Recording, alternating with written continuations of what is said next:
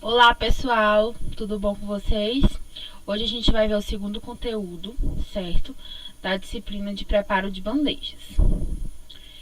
Então, nós vamos ver hoje o isolamento do campo operatório, certo? Existem dois tipos de isolamento, certo?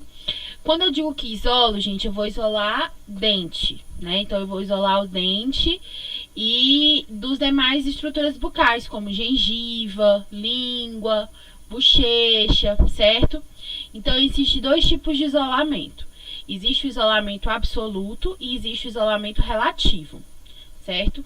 À direita, à esquerda a gente tem o isolamento absoluto e à direita a gente tem o isolamento relativo, tá? Bom, primeiramente, o que é esse isolamento, certo?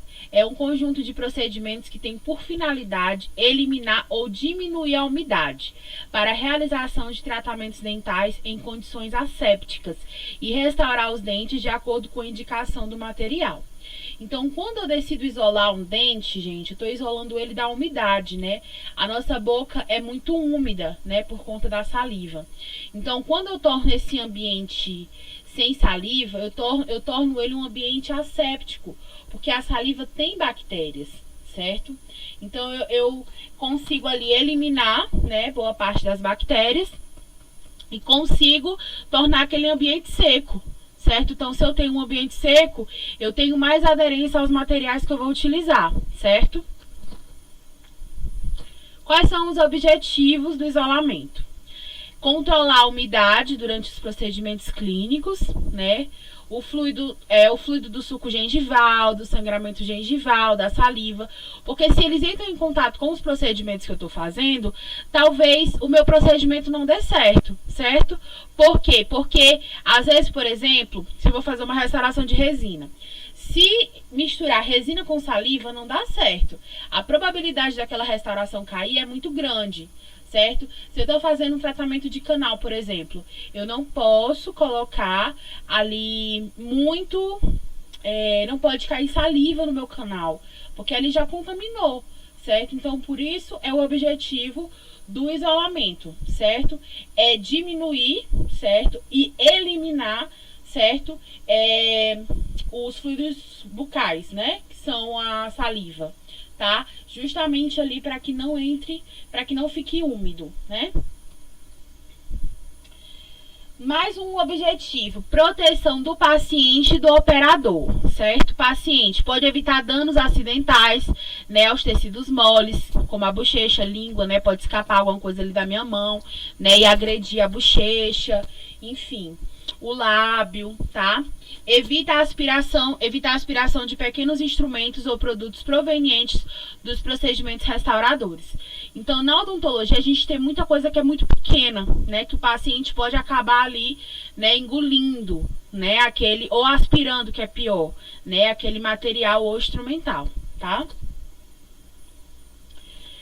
Profissional, diminuir a chance de contaminação do paciente para o profissional, já que é tudo isolado, certo? Fica ali só o dente, né? Quando o isolamento é relativo, gente, o isolamento relativo, ele isola parcialmente, né? A gente coloca ali o algodão para conter a saliva, mas ele é diferente, né, do isolamento absoluto, que isola tudo, tá? Menor risco de problemas pós-operatórios provenientes da contaminação com os fluidos bucais. Só voltando aqui nessa foto, o isolamento absoluto, ele é absoluto porque ele isola tudo, certo? Ali, ó. Aí a gente tem o isolamento relativo. O isolamento relativo é porque isola uma parte. Se vocês forem observar essas fotos, né, são diferentes, tá? Então, algumas vantagens do isolamento absoluto. Existe, professora, vantagens em fazer esse negócio que é tão estranho, é muito grande para a boca do paciente? Sim, existe. Né? A gente tem melhor acesso e visibilidade, né? Porque fica tudo isolado, só mostra aquela área ali que você vai trabalhar. Promove o afastamento das línguas, lábio, bochecha. mantém as propriedades dos materiais. Os materiais restauradores, eles tendem a perder as suas propriedades físicas quando a gente utiliza num campo úmido, tá? Principalmente na região inferior, né, na mandíbula. Eficiência operatória. Quando eu faço um isolamento absoluto no meu paciente, ele fica o tempo todo com a boca aberta, né? Não tem como ele fechar. Então, isso diminui de eu estar pedindo, olha, tem que deixar a boca aberta, porque ele já fica automaticamente com a boca aberta, tá? Desvantagens do isolamento absoluto. As desvantagens é o tempo gasto para instalação, né? Porque é muito, como é que se diz? É muito detalhe, né? Requer muito cuidado para não rasgar o lençol. É um procedimento que não é rápido, né? Então, muitos dentistas não fazem o isolamento por conta da montagem dele, certo? Que é um pouquinho dificultosa, porque é na boca do paciente, certo? E às vezes o paciente sufoca, ele não gosta, tá? Desconforto ao paciente em certos casos, né? Ninguém gosta de estar com aquele lençol ali no nariz, né?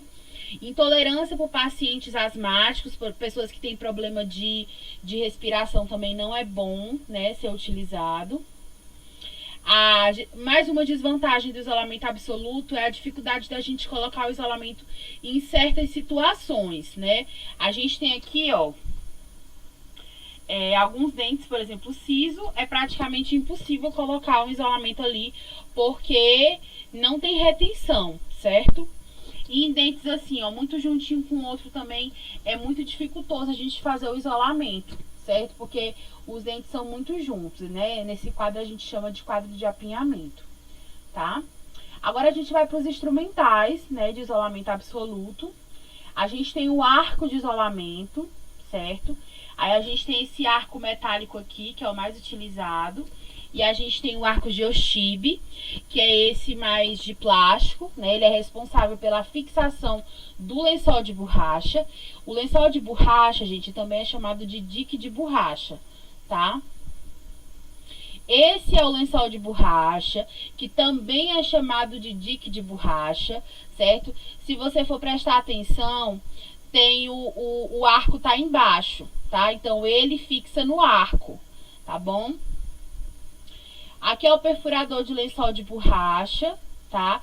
Ele perfura o lençol, certo? Para que a gente possa colocar o grampo, tá? Esses aqui são os grampos de isolamento, né? É eles que ficam ali firmes, né, no dente. Aí, ó, voltando no perfurador de lençol de borracha, a gente tem aqui, ó, o perfurador, ele tem essa plataforma giratória que vocês estão vendo aí, desde o buraquinho maior até o menor, justamente porque na arcada dentária nós temos dentes grandes, médios e pequenos. Então, se eu vou fazer o isolamento no dente grande, eu vou usar o círculo maior.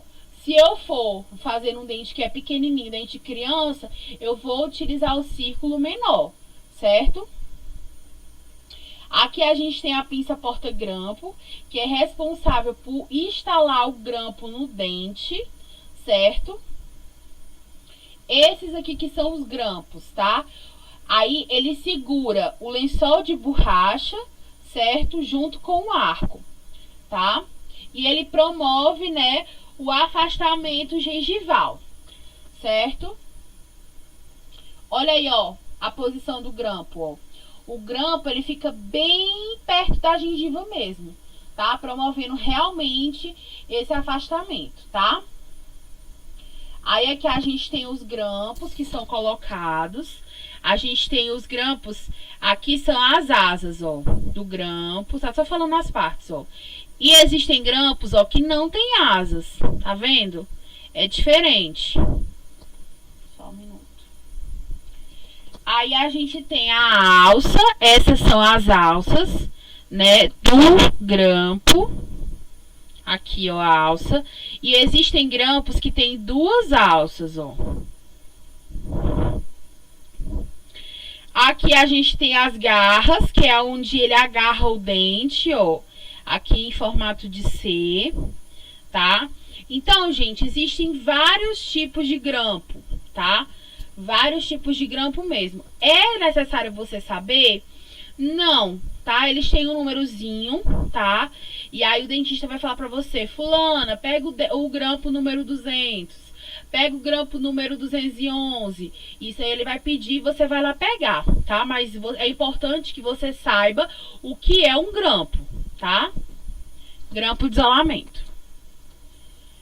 E agora a gente vai pro preparo de bandeja de periodontia, tá? São alguns instrumentais que eu vou estar passando aqui pra vocês, tá?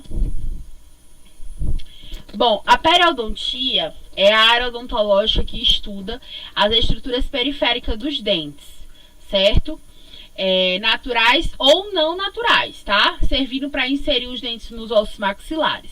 Então, quando eu falo de periodontia, eu falo de gengiva, eu falo de osso, né, que suporta o dente, ali do ligamento periodontal, do que suporta aquele dente ali, certo? E aqui tem alguns procedimentos que são utilizados e são realizados na periodontia, tá? Como aumento de coroa, certo? A frenectomia, que é essa aqui, tá? A raspagem, tá bom? E a profilaxia, né, que é a famosa limpeza, tá? Então, eu vou pular aqui um pouquinho essa parte. É importante a gente saber que a gente tem dois tipos de doenças periodontais. A gente tem a gengivite, né, e a periodontite, tá? Que são doenças diferentes, mas que a gengivite, ela progride para uma periodontite, tá bom? Então, a gente tem outra diferença. Placa bacteriana, certo? E o cálculo dental, certo? A placa bacteriana eu consigo tirar em casa, certo? Ela é removida muito facilmente. Já o cálculo dental não, eu não consigo tirar em casa. Eu tenho que fazer um procedimento chamado de raspagem, certo? A maioria dos instrumentos usados em periodontia possui ponta dupla, ou seja, ele tem duas pontas ativas, tá? A maioria, não todos. O primeiro instrumental que é necessário a gente saber é a sonda milimetrada, certo?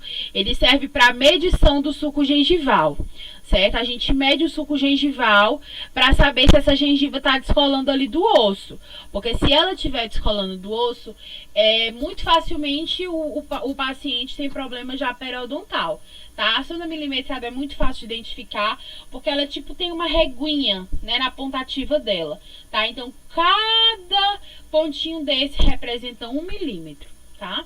Se passar de 3 milímetros, né, possivelmente a pessoa já tem um problema periodontal aí de gengiva, tá?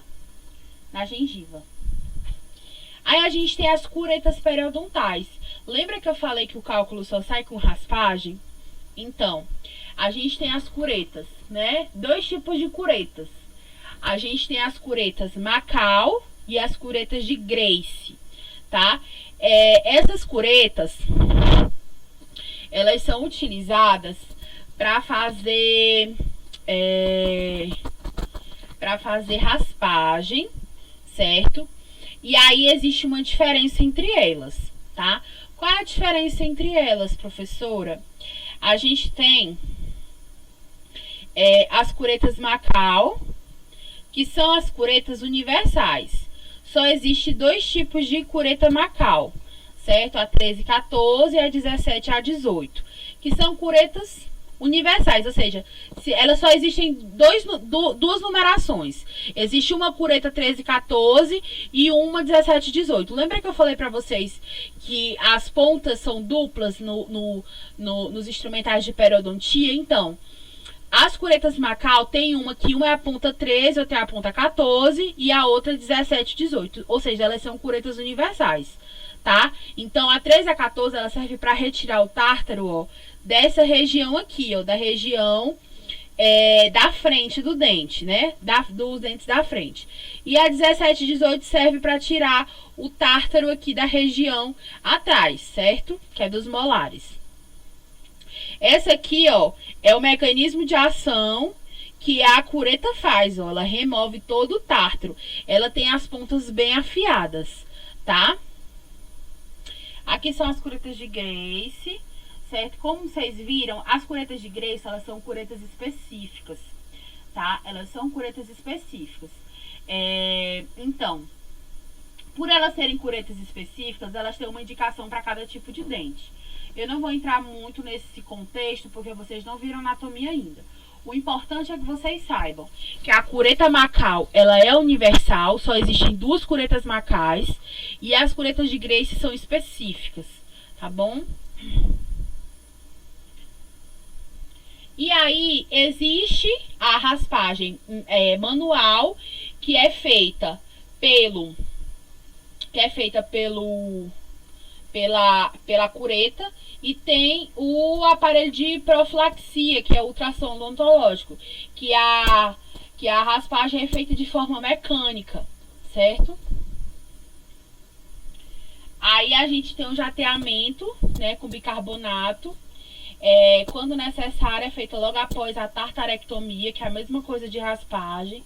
A profilaxia pode ser fortificada com o uso de um jato de bicarbonato, que tem como função a remoção da placa bacteriana e do tártaro, e também de polimento e proteção do dente. Essa aqui é a pedra de Arkansas, tá? A pedra de Arkansas, pessoal, ela serve para afiar as curetas, né? Porque as curetas, elas são instrumentais bem afiados. Então, a gente necessita que elas sejam afiadas, tá certo?